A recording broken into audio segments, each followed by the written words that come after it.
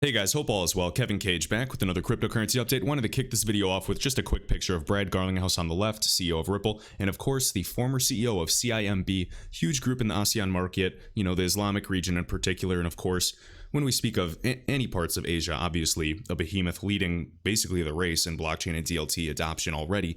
I think that it's significant. There's many illiquid corridors. We'll talk a little bit about typical fees and of course how ODL can help with that and mitigate those risks, and of course time in terms of settlement transaction, etc. We'll speak rather high level specifically for a lot of the newcomers that are just getting into the space, and just showing the high caliber people that Ripple is, of course, in partnership with, or at least in talks with. Now, you can speculate as much as you want, whether it's, consultant like roles at the BIS, IMF, completely your choice. Just wanting to show you, a few obvious pictures, of course. All right, we know, Singapore, a lot of connections. So really quick, again, thank you for sharing this picture. We can see Mr. Tengku, I'll butcher your name, again, formerly at CIMB, and he is officially now the Minister of Finance since 2020. We've had a lot of Ministers of Finance, what was it, Liechtenstein or was it Luxembourg, speaking highly of Ripple as well, and have a good relationship with Chris Larsen, so no surprise, guys. All right, right here, CIMB, just to kind of go over them briefly, as we can see, CIMB Group is a leading ASEAN universal bank and one of the region's foremost corporate advisors. It's also a world leader in Islamic finance. The group is headquartered in Malaysia and offers consumer banking, commercial banking, investment banking, Islamic banking, and asset management products. All right. As we can see, large staff, 15 million customers. Obviously, you can definitely smell the potential. All about interoperability, simply connecting to RippleNet one way or another and allowing customers to, actually transfer in real time and talk about settling over the core ledgers of the technology. You don't have to force XRP down anybody's throat. Simply win from a level playing field perspective and have the ability to use XRP if it's there. And as liquidity is developing over time, eventually the savings will become a no-brainer. People will start to get their feet wet, and soon these institutions, these financial institutions, remittance companies will start diving in headfirst. And I truly believe that, right? Just my opinion. Do your own research, guys. And obviously, let's continue on. So just to talk about Emi Yoshikawa of Ripple, again, Global Ops and Partnership. She is a senior director at Ripple. Absolutely love her content as well. Great information. There's, great videos shared by Leonidas of the XRP community at XRParcade.com. We have Bank XRP, his YouTube channel back in the day, covering great talks with her. Highly recommend it. I'm sure many people and YouTubers have already shown this recent article from maybe last week. I just kind of want to speed through it. A few points that, I walked away with. Okay. So again, right here, as we know, senior director, global operations at Ripple. Okay, and just a little background for her: top 50 women in fintech influencer. We see an MBA from Harvard Business School and is also a CFA chart holder. Okay, prior to Ripple, you can see her connections as well. Previously part of Morgan Stanley as well. Okay, so let's speed through this. So right here, I'm actually going to link this in the top of this video description if you want to read it for yourselves.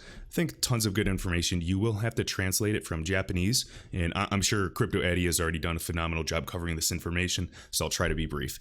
So essentially right here, expect significant growth in Japan, such as Ripple of international remittances and low-high frequency remittances. And of course, we want the frequency to be high for RippleNet across the board via ODL. And hopefully in due time, those transaction sizes increase as well. So let's see right here.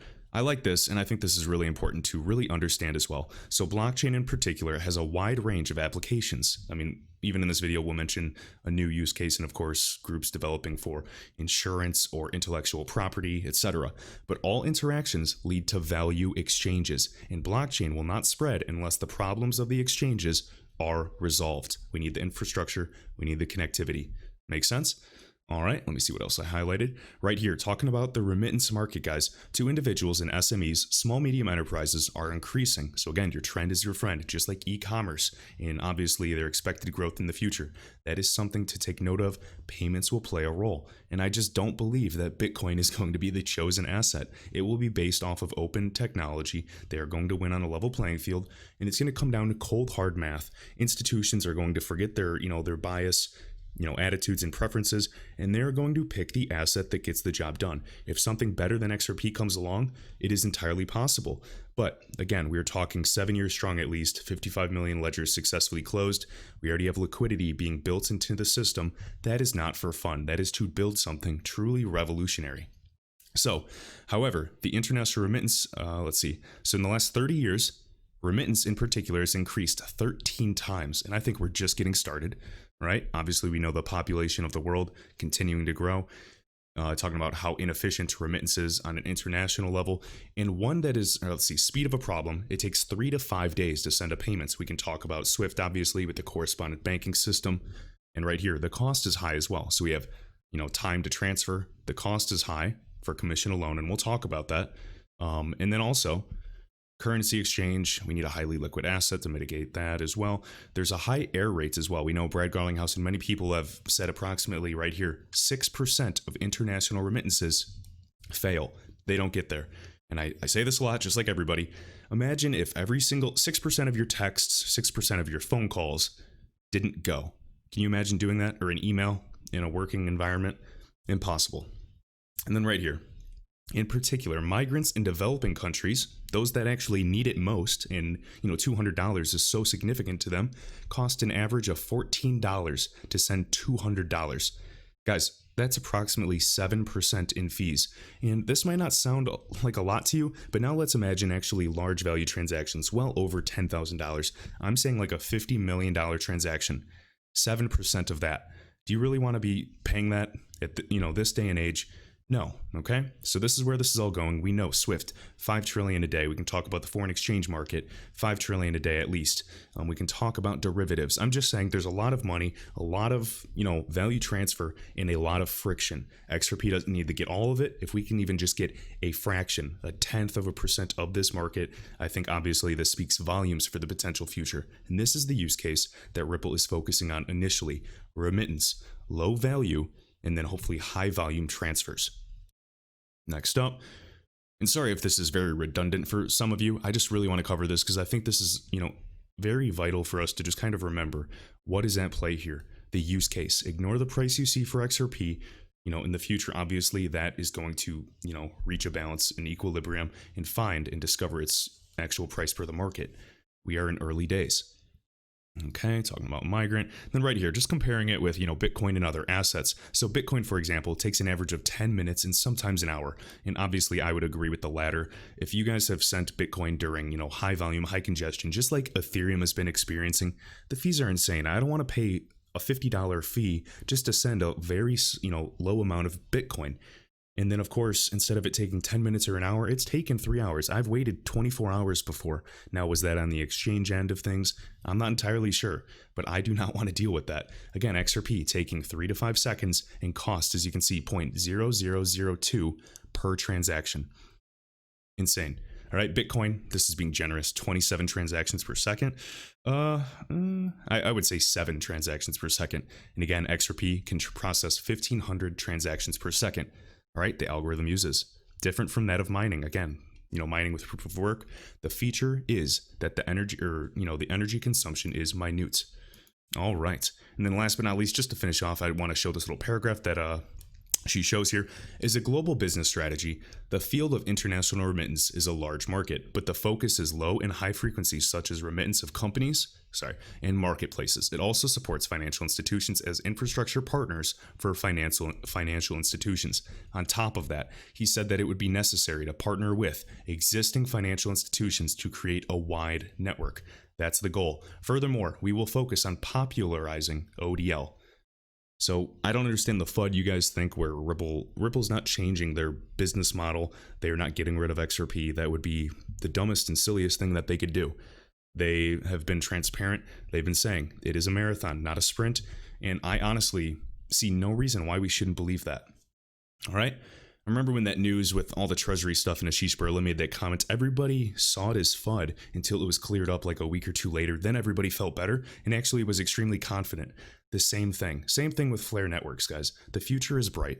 So in order to expand, it's only bright because there's such disaster today in the world with payments. So everything comes at a cost. There's pros and cons. I'm simply trying to make money in an emerging asset class. I've been very successful thus far, and I'm sure some of you have. And if you're not, it is simply a waiting game. All right, it is necessary to collaborate with regulatory authorities, but we are also working with market players to collaborate with crypto asset exchanges as solution infrastructure and improve XRP interoperability. So remember, bottom line, just look at what's occurring with fees. You can look at, regions in the UAE, and just remember, you are holding a piece of protocol that will appreciate in value as network effects take place, okay? And again, talking about the pandemic acting as that catalyst for obviously accelerated digitalization, period. Next, I did reference this a video or two ago. I saw Arturo Portilla, again, formerly head of XRP Center on Twitter, sharing this again, just to show you proof, because I don't think I showed you guys the link. This is on fintechfutures.com. Commerce Bank closes 200 branches. We're seeing groups doing this more and more, and as we can see, reduction of its network before the changes at the top of board. Again, I think banks will still be here for quite some time, but the majority of these brick and mortar locations are going to slowly dissipate. We're going to the cloud. We're going to have the power at our fingertips, mobile banking, mobile money, internet of value. I think this is obvious, and I think you guys can agree with me. A lot of bankers at least agree that, just look at, phone call automation. Just look at, ATMs. It's just kind of like replacing middlemen and getting rid of people for the redundant jobs per se, right? Just like fast food restaurants where you can order on a machine now. Same concept. All right, right here, Imager. So I know you guys know the connections with Imager and Coil as well. Essentially, they're launching an ad-free subscription service powered by micropayments in partnership with Coil, which pays out to sites and creators. Good news, guys. I do not know a single competitor to Coil per se. Again, all built on an open protocol. If you guys know any true competitors to Coil doing what they're doing, or even a little bit similar, please let me know. Remember, Stephen Thomas is, leading this initiative. Obviously, web monetization, batching of payments. It's going to be the future, and I couldn't tell you, what other verticals they could enter as well. Ripple can focus on ODL, Coil can focus on web monetization. We can have Spring working on all kinds of developments for a variety of developers. We can have Algorand, we can have, these Logos network acquisition with Spring, work on the derivatives market, or even, Vega protocol. Exciting times, and I think that everybody is working in a variety of directions, and hopefully Ripple doesn't become a hypocrite with that whole, peanut butter manifesto, again, spreading themselves too thin by trying to go in, every direction. So they're just, again, providing seed funding so that these groups can focus on, what they do best, whereas Ripple focuses on becoming the standard, all right, is that kind of global bridge asset.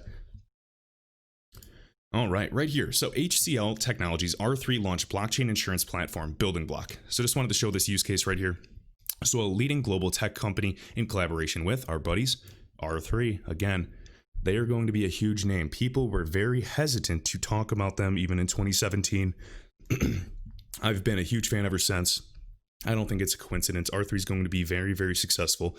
Whether you believe in any conspiracies of mergers, acquisitions, I don't care. I think that, R3 will absolutely be used. I'm going to be watching what's happening with the reconciliation platform or Project Spunta with the Italian Banking Association, hopefully around October 1st.